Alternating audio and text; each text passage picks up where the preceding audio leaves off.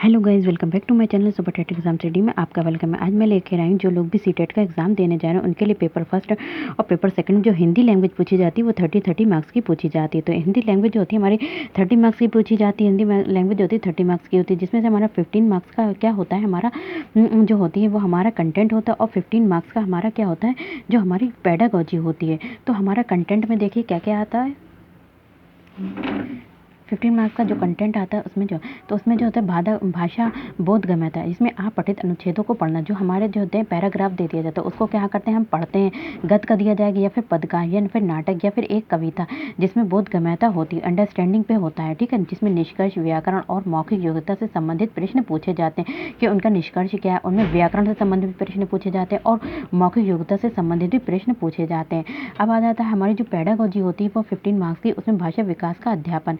तो कैसे हम भाषा विकास का अध्यापन, तो अधिगम और अर्जन के बारे में क्वेश्चन पूछे जाते हैं, भाषा अध्यापन के सिद्धांत के बारे में, अध्यापन और भाषा कौशल आदि के बारे में पूछे जाते हैं। अगर आप लोग चाहते हैं कि आप लोग 15 मार्क्स प्राप्त करें तो उसके लिए क्या है, अगर आप लोग अच्छे से जो पैराग्राफ होता है सॉल्व करेंगे और कुछ बातें ध्यान में रखकर, तो हमारे 15 में से 15 मार्क्स हमें ज़रूरी मिलेंगे।